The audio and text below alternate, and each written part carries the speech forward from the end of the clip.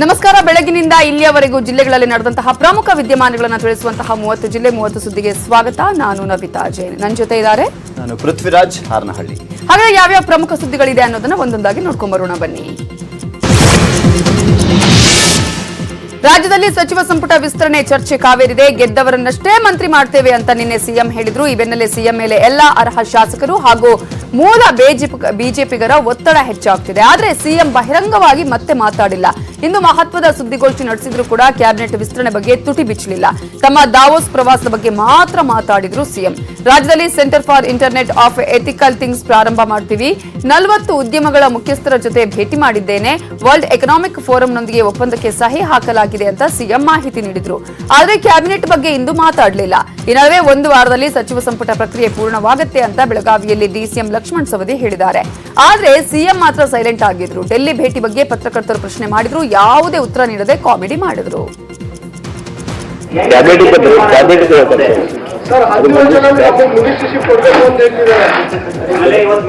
ಇವತ್ತು ದಾವೋಸ್ ಬಿಟ್ಟು ಬೇರೆ ಯಾವುದೇ ವಿಷಯ ಮಾಡ್ತಾರೆ. ಅದು ತೀರ್ಮಾನ. ನಿನ್ನೆ ಬರ್ತಿದ್ದಂಗೆ ನಾನೇನು ಹೇಳ್ಬೇಕೋ ಎಲ್ಲ ಹೇಳಿದ್ದೇನೆ. ಎಲ್ಲಿ ತಿಂಡಿ ಇಲ್ಲೇನಾ?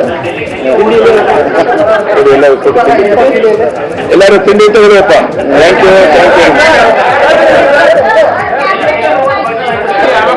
ಎಲ್ಲ ನಿಮಗೆ ಗೊತ್ತಿರೋದು ನಮ್ಗೆ ಗೊತ್ತಿರೋದು ಅಲ್ವೇನ್ರಿ? ಈಗ ಇದಕ್ಕೆ ಬಗ್ಗೆ ಇವತ್ತು ಇದನ್ನ ಮಾಡ್ರಪ್ಪ. ನಾಳೆ ಮತ್ತೆ ಮಾತಾಡೋಣ.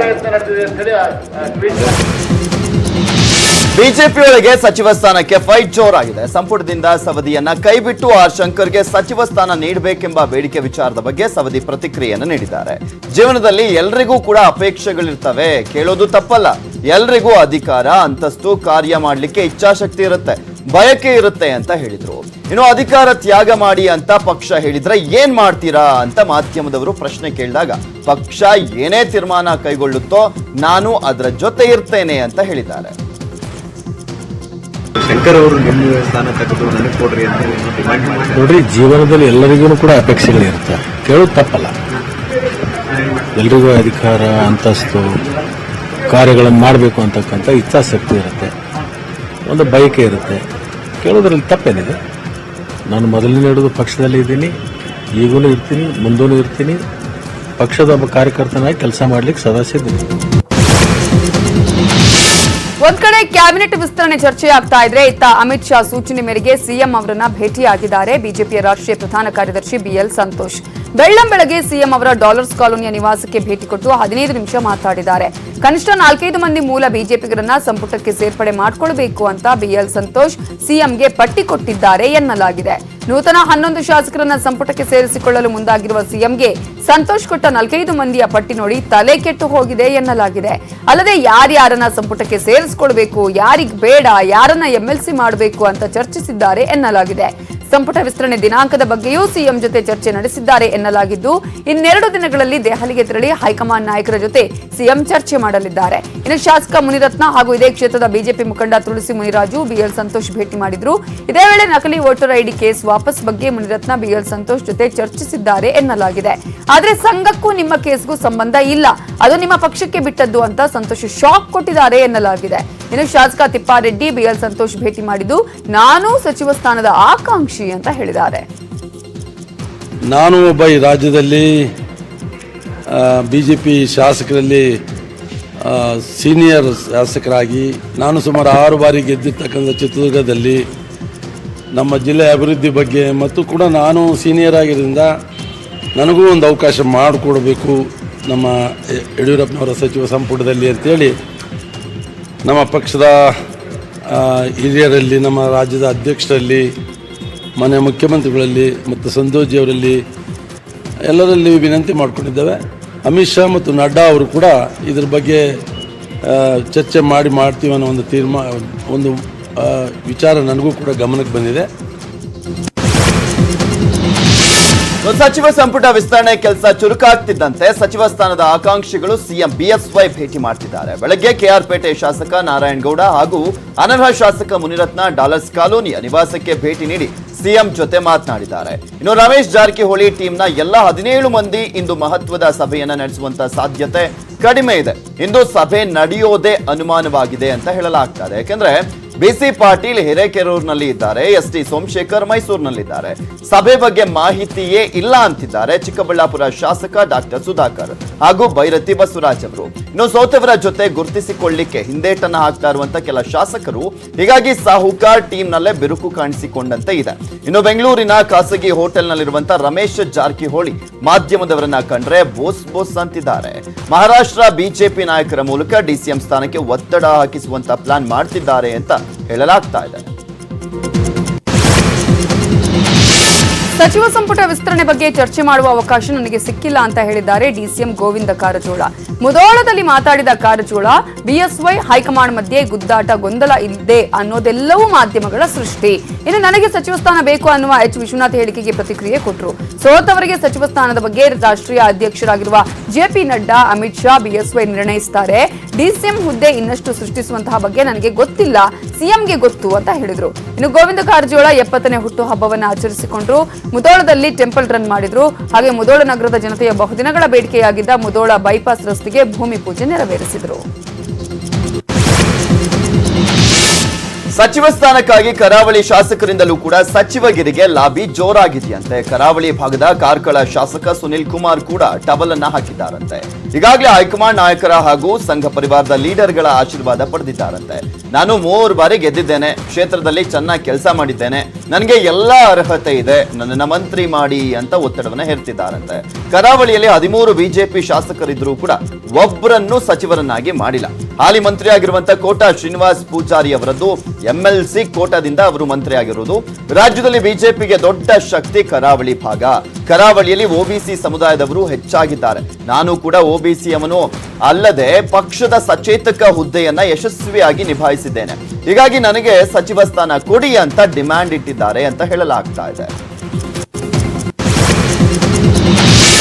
ಬಿಜೆಪಿಗೆ ಸಂಪುಟ ವಿಸ್ತರಣೆ ಕಗ್ಗಂಟಾಗಿದ್ರೆ ಕಾಂಗ್ರೆಸ್ ಪಾಲಿಗೆ ಕೆಪಿಸಿಸಿ ಅಧ್ಯಕ್ಷ ಸ್ಥಾನಕ್ಕೆ ನೇಮಕದ ಸರ್ಕಸ್ ಮುಂದುವರೆದಿದೆ. ಇಷ್ಟು ದಿನ ಬೆಂಗಳೂರಲ್ಲಿದ್ದುಕೊಂಡೇ ಅಧ್ಯಕ್ಷ ಸ್ಥಾನಕ್ಕೆ ಲಾಬಿ ನಡೆಸ್ತಾ ಇದ್ದ ಮಾಜಿ ಸಚಿವ ಡಿಕೆ ಶಿವಕುಮಾರ್ ಈಗ ದೆಹಲಿಯಲ್ಲಿ ಠಿಕಾಣಿ ಹೂಡಿದ್ದಾರೆ. ಈ ಮೂಲಕ ಕೆಪಿಸಿಸಿ ಅಧ್ಯಕ್ಷ ಸ್ಥಾನಕ್ಕೆ ಡಿಕೆಶಿ ಸರ್ಕಸ್ ಮಾಡುತ್ತಿದ್ದಾರೆ. ಇಂದು ಕೆಲ ದಾಖಲಾತಿಗಳ ಮೂಲಕ ಕೆಸಿ ವೇಣುಗೋಪಾಲ್ರನ್ನ ಭೇಟಿ ಮಾಡಿ ಡಿಕೆಶಿ ಚರ್ಚೆ ಮಾಡಿದ್ದಾರೆ. ಇನ್ನು ಸಿದ್ದರಾಮಯ್ಯ ಸಹ ತನ್ನ ಆಪ್ತರಿಗೆ ಅಧ್ಯಕ್ಷ ಸ್ಥಾನ ಕೊಡಿಸೋದಕ್ಕೆ ಸರ್ಕಸ್ ಮಾಡುತ್ತಿದ್ದಾರೆ. ಇತ್ತ ದೆಹಲಿಯಲ್ಲಿ ಮಾತನಾಡಿದ ಡಿಕೆಶಿ, ಕಾಂಗ್ರೆಸ್ ಅಲ್ಲಿ ಗುಂಪುಗಾರಿಕೆ ನಡೆಯಲ್ಲ, ನನಗೆ ನನ್ನ ಮೇಲೆ ಕಾರ್ಯಕರ್ತರ ಮೇಲೆ ನಂಬಿಕೆ ಇದೆ ಅಂತ ಹೇಳುವ ಮೂಲಕ ಸಿದ್ದರಾಮಯ್ಯಗೆ ಟಾಂಗ್ ಕೊಟ್ಟಿದ್ದಾರೆ. ಆದ್ರೆ ಯಾವುದೇ ಲಾಬಿ ಮಾಡ್ತಿಲ್ಲ, ಗುಡ್ ನ್ಯೂಸು ಇಲ್ಲ, ಬ್ಯಾಡ್ ನ್ಯೂಸು ಇಲ್ಲ ಅಂತ ಹೇಳಿದ್ದಾರೆ.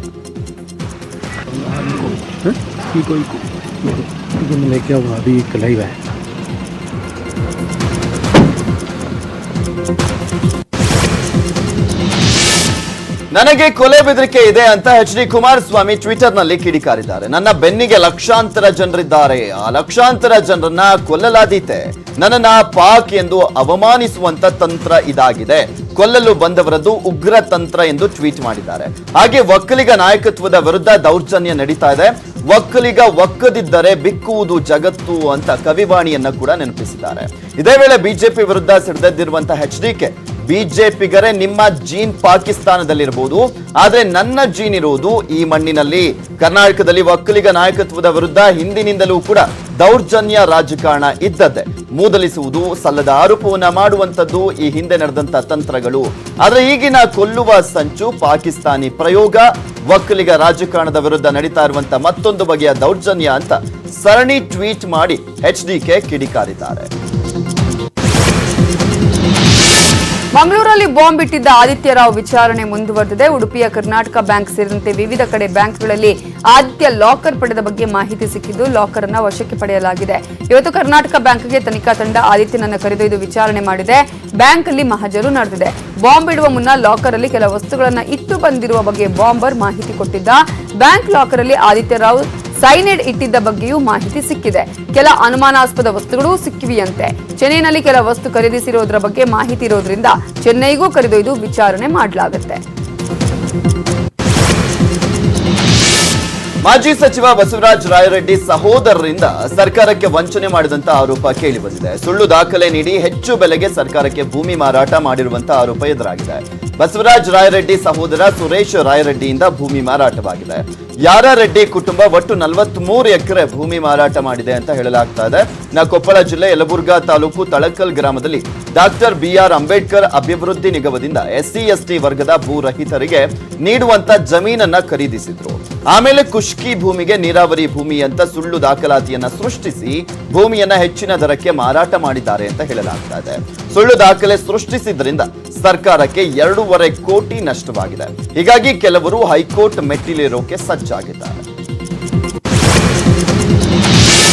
ಬೆಂಗಳೂರಲ್ಲಿ ವಿದೇಶಿ ಮೂಲದ ವಿವಾಹಿತೆ ಪತಿ ವಿರುದ್ಧ ವರದಕ್ಷಿಣೆ ಕಿರುಕುಳ ಆರೋಪ ಮಾಡಿದ್ದಾರೆ. ಜೊತೆಗೆ ಪತಿ ವಿರುದ್ಧವೇ ಬಸವನಗುಡಿ ಮಹಿಳಾ ಪೊಲೀಸ್ ಠಾಣೆಯಲ್ಲಿ ಕೇಸ್ ದಾಖಲಿಸಿದ್ದಾರೆ.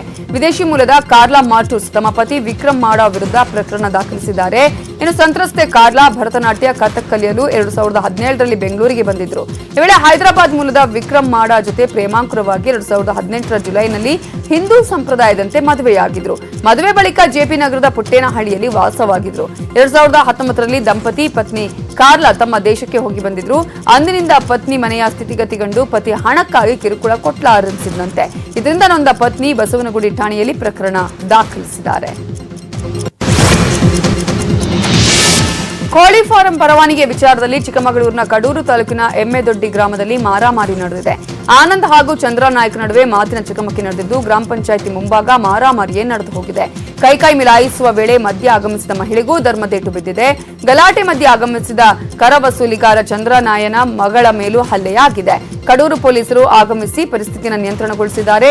ಗ್ರಾಮಸ್ಥರು ಮತ್ತು ಕರ ವಸೂಲಿಗಾರರಿಂದ 2 ಪ್ರತ್ಯೇಕ ಪ್ರಕರಣ ದಾಖಲಾಗಿದೆ.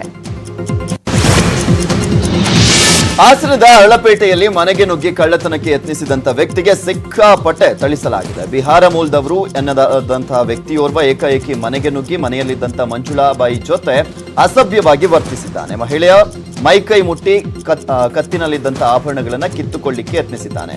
ಕೂಡಲೇ ಕಳ್ಳನನ್ನ ಹಿಡಿದು ಸಾರ್ವಜನಿಕರು ಸರಿಯಾಗಿ ಗೂಸವನ್ನ ಕೊಟ್ಟಿದ್ದಾರೆ. ವಿದ್ಯುತ್ ಕಂಬಕ್ಕೆ ಕಟ್ಟಿ ಹಾಕಿ ಥಳಿಸಿದ್ದಾರೆ. ಆಮೇಲೆ ಪೊಲೀಸರಿಗೆ ಒಪ್ಪಿಸಲಾಗಿದೆ. ಹಾಸನ ನಗರ ಪೊಲೀಸ್ ಠಾಣೆಯಲ್ಲಿ ಕೇಸ್ ದಾಖಲಾಗಿದೆ.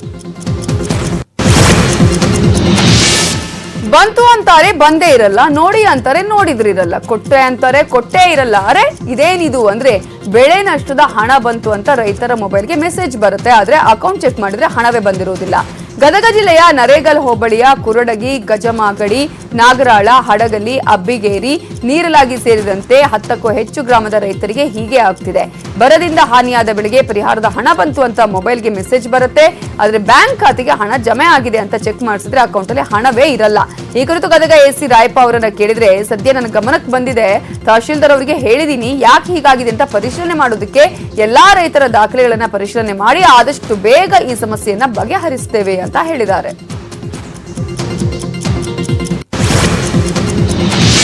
ಮಂಡ್ಯದ ಸಹಕಾರ ಸಂಘಗಳ ಉಪನಿಬಂಧಕರ ಕಚೇರಿಯಲ್ಲಿ ಒಂದೇ ಕುರ್ಚಿಗಾಗಿ 2 ಅಧಿಕಾರಿಗಳು ಕಿತ್ತಾಟ ಮಾಡಿದ್ದಾರೆ. ವರ್ಗಾವಣೆಯಾಗಿ ಬಂದಿರುವಂತಹ ವಿಕ್ರಮ್ ರಾಜೆ ಅರಸ್ ಮತ್ತು ವರ್ಗಾವಣೆಗೊಂಡಿರುವಂತಹ ಅಧಿಕಾರಿ ಕೃಷ್ಣಮೂರ್ತಿ ನಡುವೆ ಈ ಕಿತ್ತಾಟ ಆರಂಭವಾಗಿದೆ.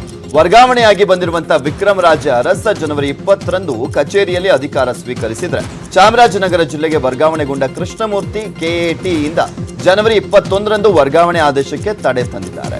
KAT ಆದೇಶ 2 ಅಧಿಕಾರಿಗಳ ಗೊಂದಲಕ್ಕೆ ಕಾರಣವಾಗಿದೆ. ಯಾರ ಯಥಾಸ್ಥಿತಿ ಎಂಬುದನ್ನು ಸ್ಪಷ್ಟವಾಗಿ ತಿಳಿಸದ ಕಾರಣಕ್ಕೆ ತಾನು ಜನವರಿ 20ರಂದು ಅಧಿಕಾರ ಸ್ವೀಕರಿಸಿದ್ದೇನೆ, ಹಾಗಾಗಿ ನಾನೇ ಇಲ್ಲಿನ ಅಧಿಕಾರಿ, ಹಾಗಾಗಿ ಯಥಾಸ್ಥಿತಿ ಅಂದ್ರೆ ನಾನೇ ಅಂತ ವಿಕ್ರಮ್ ರಾಜೆ ಅರಸ್ ವಾದಿಸಿದ್ರೆ, ವರ್ಗಾವಣೆ ಆದಂತ ಅಧಿಕಾರಿ ನಾನಿಲ್ಲಿ ಅಧಿಕಾರ ಸ್ವೀಕರಿಸಿಲ್ಲ, ಹಾಗಾಗಿ ಇಲ್ಲಿಗೆ ನಾನೇ ಅಧಿಕಾರಿ, KAT ಕೂಡ ಇದನ್ನೇ ಆದೇಶ ಮಾಡಿದೆ ಅಂತ ವಾದಿಸುತ್ತಾ ಒಂದೇ ಕಚೇರಿಯಲ್ಲಿ ಪ್ರತ್ಯೇಕವಾಗಿ ಕುಳಿತು ಕೆಲಸವನ್ನ ಮಾಡಿದ್ದಾರೆ. ಇದರಿಂದ ಕಚೇರಿ ಸಿಬ್ಬಂದಿ ಯಾವ ಅಧಿಕಾರಿಗಳ ಮಾತು ಕೇಳಬೇಕೆಂಬ ಗೊಂದಲದಲ್ಲಿದ್ದಾರೆ. ಕಳೆದ 1 ವಾರದಿಂದ ಸಾರ್ವಜನಿಕರ ಕೆಲಸಗಳೇ ಆಗ್ತಾ ಇಲ್ಲ. ಅರಣ್ಯ ಇಲಾಖೆ ಅಧಿಕಾರಿಗಳ ವಿರುದ್ಧ ಅರಸೀಕೆರೆ ಜೆಡಿಎಸ್ ಶಾಸಕ ಶಿವಲಿಂಗೇಗೌಡ ಕೆಂಡಾಮಂಡಲರಾಗಿದ್ದಾರೆ. ನಿನ್ನೆ ಸಚಿವ ಮಾಧುಸ್ವಾಮಿ ನೇತೃತ್ವದಲ್ಲಿ ಹಾಸನ ಜಿಲ್ಲಾ ಪಂಚಾಯಿತಿ ಸಭಾಂಗಣದಲ್ಲಿ ಪ್ರಗತಿ ಪರಿಶೀಲನಾ ಸಭೆ ನಡೀತಾ ಇತ್ತು. ಈ ವೇಳೆ ಎತ್ತಿನಹೊಳೆ ಯೋಜನೆಯ ಪ್ರಗತಿಯನ್ನ ಬಗ್ಗೆ ಅಧಿಕಾರಿಗಳನ್ನ ಪ್ರಶ್ನೆ ಮಾಡಲಾಯಿತು. ನೀರಾವರಿ ಯೋಜನೆಗೆ ಅರಣ್ಯ ಇಲಾಖೆಯ ಕೆಲವೊಂದು ನಿಯಮ ಅಡ್ಡಿಯಾಗ್ತಾ ಇರೋದಾಗಿ ತಿಳಿಸಿದ ಅಧಿಕಾರಿಗಳು ಈ ವೇಳೆ ತಮ್ಮ ಮೇಲೆ ಬಂದ ಆರೋಪಕ್ಕೆ ಸಮಜಾಯಿಷಿ ಕೊಡೋದಕ್ಕೆ ಮುಂದಾದ ಅಧಿಕಾರಿಗಳಿಗೆ ಶಾಸಕ ಶಿವಲಿಂಗೇಗೌಡ ಕ್ಲಾಸ್ ತಗೊಂಡ್ರು. ನೀವೇನ ಹರಿಶ್ಚಂದ್ರನ ಮೊಮ್ಮಕ್ಕಳ, ನನಗೆಲ್ಲ ಗೊತ್ತಿದೆ ಅಂತ ಆಕ್ರೋಶವನ್ನ ಹೊರಹಾಕಿದ್ರು. ಇವ್ರ ಹತ್ರ ಎಲ್ಲ ಕಾಲಡಿ ಅದೊಂದು ನೀವೇ ಕಟ್ಕೊಂಡ್ರಿ, ಬರೀ ಎಲ್ಲ ಕೊಯ್ಲಿ ಹಾಕಿ ಪಾಲಕರಿಂದ ಈ ಇನಿಷಿಯಲ್ ಪ್ರಪೋಸಲ್ ಕೊಡುವಾಗ ಬೇರೆ GPS ಲೊಕೇಶನ್ ಇತ್ತು, ಬಟ್ ಈಗ ಕೆಲಸ ಮಾಡುವಾಗ ಬೇರೆ GPS ಲೊಕೇಶನ್ ಇದೆ ಸರ್. ಅದಕ್ಕೋಸ್ಕರ ಸೆಂಟ್ರಲ್ ಗವರ್ಮೆಂಟ್ ನಿಮ್ಮ ದೇಶದಿಂದ ಒಂದು ಪ್ರಾಜೆಕ್ಟ್ ಆಗ್ತಾ ಇಲ್ಲ, ಒಂದು ಯೋಜನೆ ಆಗ್ತಾ ಇಲ್ಲ ಈ ದೇಶದಲ್ಲಿ. ಗೊತ್ತಿದೆ ನಮಗೆ ಬಹಳ ಏನು ಯಾತ್ರ ತಗೊಂಡು ಇದಾಗ್ತು ನೋಡಿ. ಸೆಂಟ್ರಲ್ ಗವರ್ಮೆಂಟ್ ಅವರು ಈಗ ರೀಸರ್ವೆ ಮಾಡಿ ಅಂತ ಹೇಳಿದ್ದಾರೆ ಸರ್. ಈಗ ನಾವೆಲ್ಲ ಜಂಟಿಯಾಗಿ ರೀಸರ್ವೆ ಮಾಡಿ ಎಂಟೈರ್ ಪ್ರಾಜೆಕ್ಟ್ ಆ ಸಂಗೀತ ಹತ್ರ ಇವ್ರ ಹತ್ರ ಎಲ್ಲ ಕಾಲುವೆ ನೀವೇ ಕಟ್ಕೊಂಡ್ರಿ. ನಿಮ್ಮಿದ್ರಲ್ಲಿ ಇಲ್ಲ ನಮಗೆ ಕಟ್ಟಕ್ ಬಿಡಿ, ಇಲ್ಲ ನಮ್ ಗ್ರಾಂಟ್ ಕೊಡ್ತೀವಿ ನೀವು ಕಟ್ಕೊಂಡ್ರಿ. ಅಲ್ಲಿ ಯಾರು ಒಳ್ಳೆಗೂ ಬಿಡಕ್ಕಿಲ್ಲ. ನೀರು ಬಂದದ್ದು ಅಲ್ಲಿಂದ ಬೆಟ್ಟ ಹಿರೇಕಲ್ ಗುಡ್ಡದಲ್ಲಿ ಸರ್, ಹಿರೇಕಲ್ ಗುಡ್ಡದಿಂದ ಮಲೆನಾಡಿನ ಜನ ಭಾನಾಮತಿ ಭಯದಿಂದ ಕಂಗೆಟ್ಟಿದ್ದಾರೆ. ಚಿಕ್ಕಮಗಳೂರಿನ ಶೃಂಗೇರಿ ತಾಲೂಕಿನ ಹೊನ್ನವಳ್ಳಿ ಗ್ರಾಮದಲ್ಲಿ ಕತ್ತಲಾದ್ರೆ ಮನೆಗಳ ಮೇಲೆ ಕಲ್ಲುಗಳು ಬೀಳ್ತಾ ಇದ್ದಾವಂತೆ. ಸಂಜೆ ಆಗ್ತಿದ್ದಂತೆ ಮನೆಗಳ ಮೇಲೆ ಕಲ್ಲುಗಳು ಬೀಳ್ತಾ ಇದ್ದಾವೆ. ಕಲ್ಲು ಬೀಳ್ತಿರೋದ್ರಿಂದ ಹಲವು ಮನೆಗಳ ಹಂಚುಗಳು ಒಡೆದು ಹೋಗಿವೆ. ಭಯಭೀತರಾದಂತಹ ಜನ ಪೊಲೀಸರಿಗೆ ಮಾಹಿತಿಯನ್ನ ನೀಡಿದ್ದಾರೆ. ಸ್ಥಳದಲ್ಲಿ ಪೊಲೀಸರು ಟೈಟ್ ಸೆಕ್ಯೂರಿಟಿಯನ್ನ ನೀಡಿದ್ದಾರೆ. ಆದ್ರೂ ಕೂಡ ಕಲ್ಲುಗಳು ಬೀಳುವಂತ ಸದ್ದು ಹೆಚ್ಚಾಗ್ತಲೇ ಇದೆ. ಪೊಲೀಸರು ಬಿದ್ದ ಕಲ್ಲುಗಳನ್ನ ಸಂಗ್ರಹಿಸಿ ಪರಿಶೀಲನೆ ಮಾಡ್ತಿದ್ದಾರೆ. ಹೊನ್ನವಳ್ಳಿ ಗ್ರಾಮಸ್ಥರು ಸಂಜೆ ಆದ್ರೆ ಮನೆಯಿಂದ ಆಚೆ ಕಾಲಿಡ್ಲಿಕ್ಕೆ ಹೆದರ್ತಾ ಇದ್ದಾರೆ. ನಾಳೆ ದೆಹಲಿಯಲ್ಲಿ ನಡೆಯಲಿರುವ ಗಣರಾಜ್ಯೋತ್ಸವ ವೀಕ್ಷಣೆಗೆ ಹಾಸನದ ಬೇಲೂರಿನ ಅಂಗಡಿ ಹಳ್ಳಿಯ ಹಕ್ಕಿ ಪಿಕ್ಕಿ ಸಮುದಾಯಕ್ಕೆ ಸೇರಿದ ಹೂರಾಜ್ ಮತ್ತು ಚಂದೋಸೆ ದಂಪತಿ ಆಯ್ಕೆಯಾಗಿದ್ದಾರೆ. ಅಷ್ಟೇ ಅಲ್ಲ, ಈ ದಂಪತಿ ಪ್ರಧಾನಿ ನರೇಂದ್ರ ಮೋದಿ ಹಾಗೂ ರಾಷ್ಟ್ರಪತಿ ರಾಮನಾಥ್ ಕೋವಿಂದ್ ಜೊತೆಗಿನ ಸಂವಾದ ಕಾರ್ಯಕ್ರಮದಲ್ಲಿ ಭಾಗಿಯಾಗಲಿದ್ದಾರೆ. ಕಾಡುಮೇಡು ಬಿಟ್ರೆ ಹೊರ ಪ್ರಪಂಚ ಕಾಣದ ದಂಪತಿಗೆ ಕೇಂದ್ರ ಸರ್ಕಾರದ ಆಹ್ವಾನ ಸಂತಸ ತಂದಿದೆ. ಶಿಕಾರಿ ಮಾಡೋದು ಹಾಗೂ ಮಸಾಜ್ ಮಾಡೋದು ಇವರ ಕುಲ ಕಸುಬು. ಇಂತಹ ಕುಟುಂಬಕ್ಕೆ ಮೋದಿ ಸಂವಾದದಲ್ಲಿ ಭಾಗಿಯಾಗುವ ಅವಕಾಶ ಸಿಕ್ಕಿದ್ದಕ್ಕೆ ಫುಲ್ ಖುಷಿಯಾಗಿದ್ದಾರೆ. ಕೋಳಿ ಫಾರಂಗೆ ಆಕಸ್ಮಿಕವಾಗಿ ಬೆಂಕಿ ಬಿದ್ದು ಸಾವಿರಾರು ಕೋಳಿಗಳು ಬೆಂಕಿಗೆ ಆಹುತಿಯಾಗಿವೆ. ತುಮಕೂರು ಜಿಲ್ಲೆ ಚಿಕ್ಕನಾಯಕನಹಳ್ಳಿ ತಾಲೂಕಿನ ಯಳನಾಡು ಗ್ರಾಮದಲ್ಲಿ ಘಟನೆ ನಡೆದಿದ್ದು ಸುಮಾರು 3,000 ಕೋಳಿಗಳು ಬೆಂಕಿಯಲ್ಲಿ ಭಸ್ಮವಾಗಿವೆ. ಬೆಂಕಿ ಬಿದ್ದ ತಕ್ಷಣವೇ ಸ್ಥಳಕ್ಕೆ ಅಗ್ನಿಶಾಮಕ ಸಿಬ್ಬಂದಿ ಆಗಮಿಸಿ ಬೆಂಕಿಯನ್ನ ನಂದಿಸಿದ್ರು. ಈ ಸಂಬಂಧ ಹುಳಿಯಾರು ಪೊಲೀಸ್ ಠಾಣೆಯಲ್ಲಿ ಪ್ರಕರಣ ದಾಖಲಾಗಿದೆ. ಉಳಿದ ಪ್ರಮುಖ 10 ಸುದ್ದಿಗಳನ್ನು ನೋಡೋದು ಬಾಕಿ ಇದೆ. ನೋಡೋಣ ಬ್ರೇಕ್ ಆದ್ಮೇಲೆ. ರಾಮನಗರ ಜಿಲ್ಲೆ ಬಿಡದಿ ಪಟ್ಟಣದ ರೈಲ್ವೆ ನಿಲ್ದಾಣದ ಪಕ್ಕದಲ್ಲಿಯೇ ದಿನನಿತ್ಯ ರಾಶಿ ಕಸಕ್ಕೆ ಬೆಂಕಿ ಹಾಕಲಾಗ್ತಾ ಇದೆ. ಈ ಹಿನ್ನೆಲೆಯಲ್ಲಿ ಅಕ್ಕಪಕ್ಕದಲ್ಲಿನ ಬಡಾವಣೆಗಳ ಮನೆಗಳಿಗೆ ವಿಷಯುಕ್ತ ಗಾಳಿ ಹೋಗ್ತಾ ಇದೆ. ಸುತ್ತಮುತ್ತ 1 ಕಿಲೋಮೀಟರ್ ವ್ಯಾಪ್ತಿಯಲ್ಲಿ ವಾತಾವರಣ ಸಂಪೂರ್ಣ ಹಾಳಾಗ್ತಾ ಇದೆ.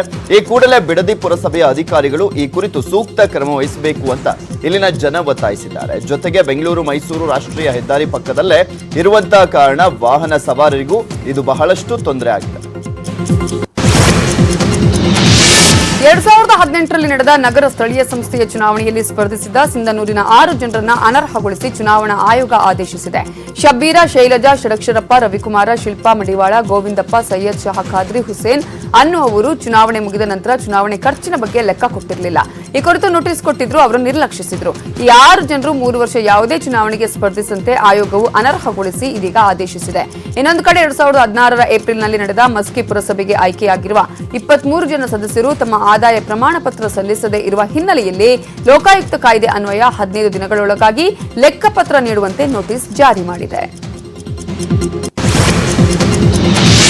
ಉತ್ತರ ಕನ್ನಡ ಜಿಲ್ಲೆಯಲ್ಲಿ ಆಯುಷ್ಮಾನ್ ಸೇವಾ ಕೇಂದ್ರಕ್ಕೆ ರೋಗ ಬಂದಿದೆ. ಸಾಕಷ್ಟು ತಾಂತ್ರಿಕ ದೋಷಗಳು ಎದುರಾಗ್ತಲೇ ಇದಾವೆ. ದೂರಸಂಪರ್ಕ ಹಾಗೂ ಸರ್ವರ್ ಸಮಸ್ಯೆಯಿಂದ ಆಯುಷ್ಮಾನ್ ಕಾರ್ಡ್ ನೋಂದಣಿ ಹಾಗೂ ವಿತರಣೆಯಲ್ಲಿ ಪದೇ ಪದೇ ಕಿರಿಕಿರಿ ಆಗ್ತಾ ಇದೆ. ಹೊಸ ವರ್ಷಾರಂಭದಲ್ಲಿ ಸಂಪೂರ್ಣವಾಗಿ ಆಯುಷ್ಮಾನ್ ಕಾರ್ಡ್ ವಿತರಣೆ ನಿಂತು ಹೋಗಿದೆ. ಇದರಿಂದಾಗಿ ಸರತಿಯಲ್ಲಿ ಕಾಯ್ತಾ ಇದ್ದಂತ ಸುಮಾರು 400ಕ್ಕೂ ಹೆಚ್ಚು ಮಂದಿ ಫಲಾನುಭವಿಗಳಿಗೆ ಕಾರ್ಡುಗಳು ಸಿಕ್ಕಿಲ್ಲ. ಕೇವಲ ಸಾರ್ವಜನಿಕ ಆಸ್ಪತ್ರೆಯಲ್ಲಿ ಮಾತ್ರವಲ್ಲದೆ ಇತರ ಖಾಸಗಿ ಸೇವಾ ಕೇಂದ್ರಗಳಲ್ಲೂ ಇದೇ ದೂರಸಂಪರ್ಕ ಹಾಗೂ ಸರ್ವರ್ ಸಮಸ್ಯೆ ಇದೆ. ಬೆಳಗ್ಗೆ 9 ರಿಂದ 10 ಗಂಟೆಯ ನಡುವೆ ಸ್ವಲ್ಪ ಮಟ್ಟಿಗೆ ಸರ್ವರ್ ಸರಿ ಇದ್ರೂ ಆಮೇಲೆ ಎಲ್ಲಾ ಸಮಸ್ಯೆ ಶುರುವಾಗ್ತಾ ಇದೆ. ನೇಣು ಹಾಕಿಕೊಂಡ ಸ್ಥಿತಿಯಲ್ಲಿ ಪೇದೆಯ ಪತ್ನಿಯ ಶವ ಪತ್ತೆಯಾಗಿರೋ ಘಟನೆ ಗದಗ ನಗರದ ಪೊಲೀಸ್ ಕ್ವಾರ್ಟರ್ಸ್ ಅಲ್ಲಿ ನಡೆದಿದೆ. ಗದಗ ಗ್ರಾಮೀಣ ಪೊಲೀಸ್ ಠಾಣೆಯ ಪೇದೆಯಾಗಿರೋ ಹೇಮಂತ ಪರಸಣ್ಣವರ್ ಅನ್ನುವಾತನ ಪತ್ನಿ 26 ವರ್ಷದ ಗಂಗಮ್ಮ ಅನ್ನುವಾಕೆ ಮೃತಪಟ್ಟಿದ್ದಾರೆ. ಪತಿಯ ಕುಟುಂಬಸ್ಥರು ಕಿರುಕುಳ ಕೊಟ್ಟು ಕೊಲೆ ಮಾಡಿ ನೇಣು ಹಾಕಿದ್ದಾರೆ ಅಂತ ಮೃತಳ ಸಂಬಂಧಿಕರು ಆರೋಪಿಸಿದ್ದಾರೆ. ಇನ್ನು ತಾಯಿಯನ್ನ ಕಳೆದುಕೊಂಡು 2 ಮಕ್ಕಳು ಕಣ್ಣೀರಿಡ್ತಾ ಇದ್ದು ಕುಟುಂಬಸ್ಥರ ಆಕ್ರಂದನ ಮುಗಿಲು ಮುಟ್ಟಿದೆ. ಘಟನೆ ಸಂಬಂಧ ಗದಗ ನಗರ ಪೊಲೀಸ್ ಠಾಣೆಯಲ್ಲಿ ಪ್ರಕರಣ ದಾಖಲಾಗಿದೆ. ಇದು ನ್ಯೂಸ್ 18 ಕನ್ನಡದ ವರದಿಯ ಬಿಗ್ ಇಂಪ್ಯಾಕ್ಟ್ ಸ್ಟೋರಿ. ಕೋಲಾರ ಜಿಲ್ಲೆಯಾದ್ಯಂತ ಸರ್ಕಾರಿ ಶಾಲೆಗಳಲ್ಲಿ ಮಕ್ಕಳ ಕೊರತೆ ಹಿನ್ನೆಲೆಯಲ್ಲಿ ಈ ಬಗ್ಗೆ ಚರ್ಚೆ ಮಾಡಲಿಕ್ಕೆ ಜನವರಿ 29ರಂದು ಸಾರ್ವಜನಿಕ ಶಿಕ್ಷಣ ಇಲಾಖೆ ಸಭೆಯನ್ನು ನಡೆಸಲಿಕ್ಕೆ ಜಿಲ್ಲಾ ಪಂಚಾಯಿತಿ ಅಧ್ಯಕ್ಷ ಸಿಎಸ್ ವೆಂಕಟೇಶ್ ಮುಂದಾಗಿದ್ದಾರೆ. ಇನ್ನು ಕೋಲಾರ ಜಿಲ್ಲೆಯಲ್ಲಿ 14 ಕಿರಿಯ ಸರ್ಕಾರಿ ಶಾಲೆಯಲ್ಲಿ ಒಬ್ಬೊಬ್ಬ ವಿದ್ಯಾರ್ಥಿಗಳಿದ್ದು ಅವರಿಗೆ ಒಬ್ಬರೇ ಶಿಕ್ಷಕರಿದ್ದಾರೆ. ಹೀಗಾಗಿ ಈ ಶಾಲೆಗಳನ್ನ ಶಿಕ್ಷಣ ಇಲಾಖೆ ನಿರ್ಲಕ್ಷ್ಯ ಮಾಡಿದ್ದು ಕನಿಷ್ಠ ಮೂಲಭೂತ ಸೌಕರ್ಯಗಳನ್ನು ಕಲ್ಪಿಸಲಿಕ್ಕೆ ಇಲಾಖೆ ವಿಫಲವಾಗಿದೆ. ಈ ಬಗ್ಗೆ ನ್ಯೂಸ್ 18 ಕನ್ನಡ ವರದಿಯನ್ನು ಪ್ರಸಾರ ಮಾಡಿತ್ತು.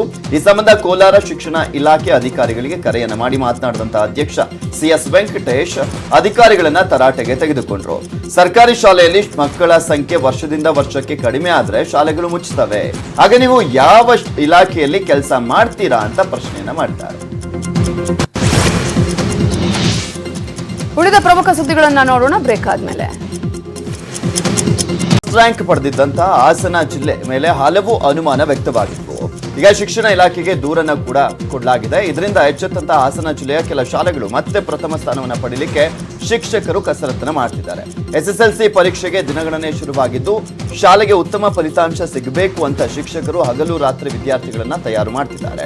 ಕಳೆದ ಬಾರಿ ಸಾಮೂಹಿಕ ನಕಲು ಮಾಡಿಸಿ ಹಾಸನ ಜಿಲ್ಲೆ ಎಸ್ಎಸ್ಎಲ್ಸಿಯಲ್ಲಿ ಪ್ರಥಮ ಸ್ಥಾನವನ್ನ ಪಡೆದಿತ್ತು ಎಂಬ ಆರೋಪ ಕೇಳಿ ಬಂದಿತ್ತು.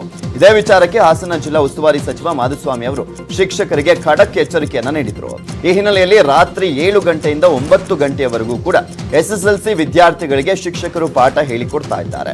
ಅರಕಲಗೂಡು ತಾಲೂಕಿನ ಬಿವಿಎಂ ಶಾಲೆಯ ವಿದ್ಯಾರ್ಥಿಗಳ ಪೋಷಕರು ತಮ್ಮ ಮಕ್ಕಳಿಗೆ ಉತ್ತಮ ಅಂಕ ಲಭಿಸಲಿ ಅಂತ ರಾತ್ರಿ ಕರೆದುಕೊಂಡು ಬಂದು ಮತ್ತೆ ಪಾಠ ಮುಗಿಯೋವರೆಗೂ ಕೂಡ ಇದ್ದು ಮಕ್ಕಳನ್ನ ಕರೆದುಕೊಂಡು ಹೋಗ್ತಿದ್ದಾರೆ.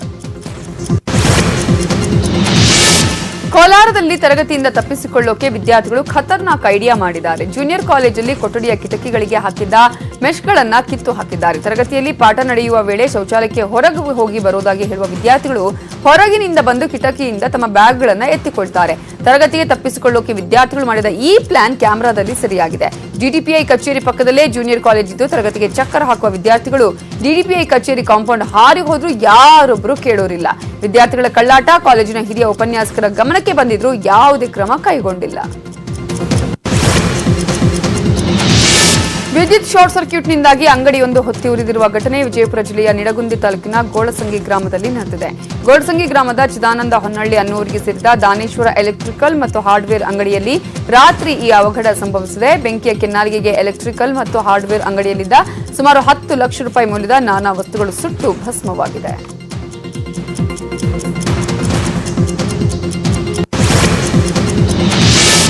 ರಾಜಧಾನಿ ಬೆಂಗಳೂರಿನಲ್ಲಿ ಸಮ್ ಕ್ಲೀನ್ ಮಾಡಲು ಇಳಿದಿದ್ದಂತ 2 ಕಾರ್ಮಿಕರ ಪೈಕಿ ಒಬ್ಬ ಮೃತಪಟ್ಟ ಘಟನೆ ನಡೆದಿದೆ. ಗಣೇಶ್ ಬಾಗ್ ಸಭಾಂಗಣದ ಸಮೀಪ ಮಳೆ ಕೊಯ್ಲು ಸಂಸ್ಕರಿಸಿದ ನೀರಿನ ಸಂಪ್ ಕ್ಲೀನ್ ಮಾಡುವಾಗ ಉಸಿರಾಟದ ತೊಂದರೆಯಾಗಿ ಓರ್ವ ಮೃತಪಟ್ಟು ಇನ್ನೊಬ್ಬ ಅಸ್ವಸ್ಥಗೊಂಡಿದ್ದಾನೆ. ಅಸ್ವಸ್ಥನನ್ನ ಬೌರಿಂಗ್ ಆಸ್ಪತ್ರೆಗೆ ದಾಖಲು ಮಾಡಲಾಗಿದೆ. ಕಮರ್ಷಿಯಲ್ ಸ್ಟ್ರೀಟ್ ಪೊಲೀಸ್ ಠಾಣಾ ವ್ಯಾಪ್ತಿಯಲ್ಲಿ ಈ ಘಟನೆ ನಡೆದಿದೆ. ಕಮರ್ಷಿಯಲ್ ಸ್ಟ್ರೀಟ್ ಠಾಣೆಯಲ್ಲಿ ಪ್ರಕರಣ ದಾಖಲಾಗಿದೆ. ಇದು ಇವತ್ತಿನ 30 ಜಿಲ್ಲೆ 30 ಸುದ್ದಿ. ಈಗ ರಾಜಾ ಹುಲಿ ಹೆಗಲೇರಿದ್ನ ಶನೀಶ್ವರ ಅನ್ನೋದರ ಕುರಿತಾದಂತಹ ಶನಿ ಆಟ ಶುರು ಕಾರ್ಯಕ್ರಮ ಪ್ರಸಾರವಾಗುತ್ತೆ, ತಪ್ಪದೆ ನೋಡಿ. ನೋಡ್ತಾ ಇರಿ ನ್ಯೂಸ್ 18 ಕನ್ನಡ. ಜಾಲ ನಮ್ಮದು, ಬಲ ನಿಮ್ಮದು.